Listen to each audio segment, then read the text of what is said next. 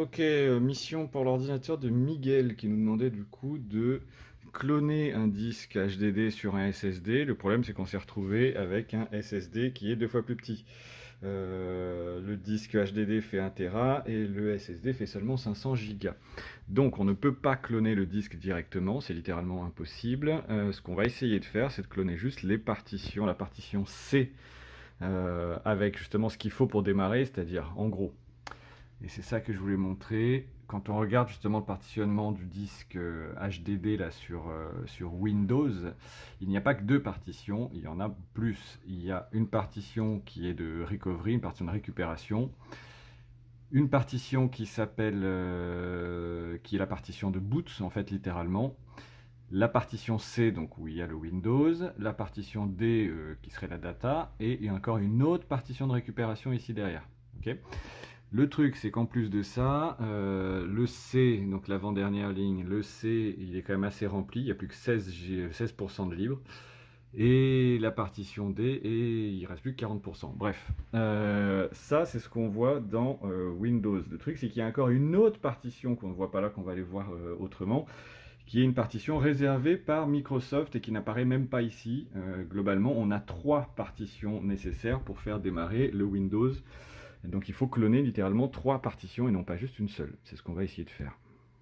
Ok, donc on a redémarré le PC sur une clé Linux histoire d'analyser plus en détail le truc. Et ce qu'on voit, comme je disais, donc sur le disque interne, le 1 Tera, il y a donc 6 partitions littéralement. Et il y en a une cachée qu'on ne voyait pas de l'autre côté. Donc la première, la recovery, ça ok. La deuxième, c'est une partition EFI, donc c'est la partition de boot, ok, qui est en FAT.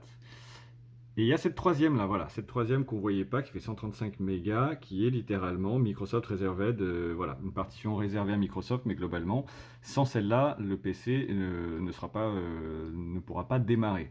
Donc il faut qu'on arrive à envoyer ça, la C2 points, avec ces 2 autres partitions, sur le nouveau disque.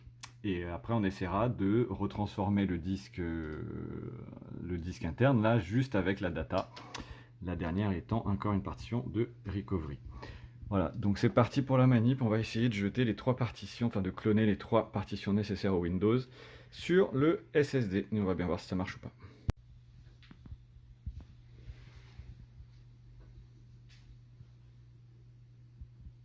Mais en fait, il lance direct. Première fois que ça me faisait.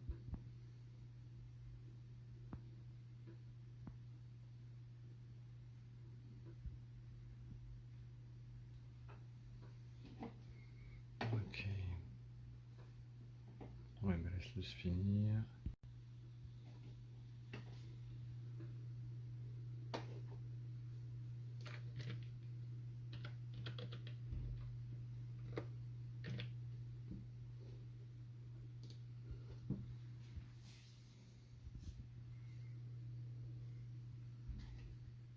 Ok, donc avec Macrium on va essayer, on voit donc toutes les partitions là qui sont sur le disque interne et on va essayer de le lancer sur le SSD de là, en sélectionnant seulement celles qui nous intéressent. On va voir si ça fonctionne ça.